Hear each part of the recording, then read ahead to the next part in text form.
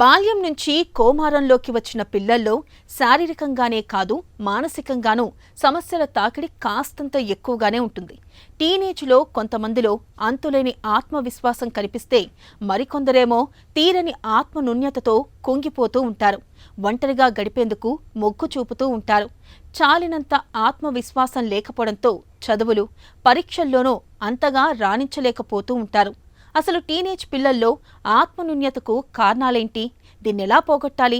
Teenage పిల్లల్లో ఆత్మవిశ్వాసాన్ని ప్రోధి చేసేందుకు తీసుకోవాల్సిన జాగ్రత్తల గురించి ఇప్పుడు తెలుసుకుందాం.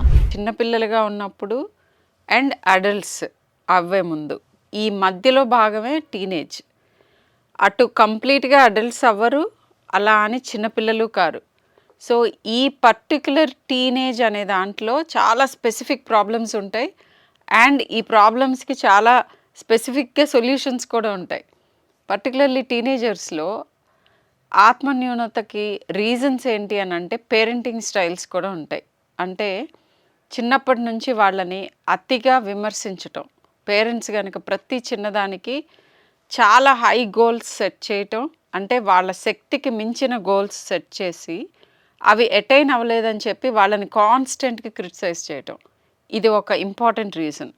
రెండోది, వాళ్ళ గురించి వాళ్ళకి కంప్లీట్ అవగాహన లేని వయస్సు. సో వాళ్ళ ఎస్టిమేషన్ అబౌట్ దేర్ సెల్ఫ్, అంటే నేను ఇది చేయగలను, ఇది చేయలేను, లేదా ఇది ఉన్నదానికంటే ఎక్కువగా భయంతో ఊహించుకోవటం మూలన. ఇంకొక ఇంపార్టెంట్ థింగ్ ఏంటంటే, చిన్నప్పటి నుంచి పిల్లలకి టాస్క్స్ ఇచ్చి వాళ్ళంతట వాళ్ళు చెయ్యాలి అని ఇన్సిస్ట్ చేసి self care, independent thinking and ఒక పర్టికులర్ ఒక చిన్న జాబ్ ఇచ్చి అది చేసి దాంట్లోంచి వచ్చే కాన్ఫిడెన్స్ని బిల్డ్ చేయటం, ఇవన్నీ కనుక చిన్నతనం మన పెంపకంలో కొన్ని లోపాలు ఉంటే అలాంటి వాళ్ళకి లో సెల్ఫ్ ఎస్టీమ్ చాలా తీవ్రంగా ఉంటుంది. ఇవన్నీ కాకుండా పర్సనాలిటీ ప్రాబ్లమ్స్ కూడా ఉంటాయి. అయితే మరి దీనికి విరుగుడేంటి అని అంటే, వాళ్ళు ఏదన్నా పని చేసినప్పుడు, ఏదన్నా అచీవ్మెంట్ జరిగినప్పుడు డెఫినెట్గా ప్రైజ్ చేయాలి, దాన్ని వ్యాలిడేట్ చేయాలి, దాన్ని గమనించాలి, గుర్తించాలి, తగు మోతాదులో వాళ్ళకి ప్రైజ్ కూడా ఇవ్వాలి.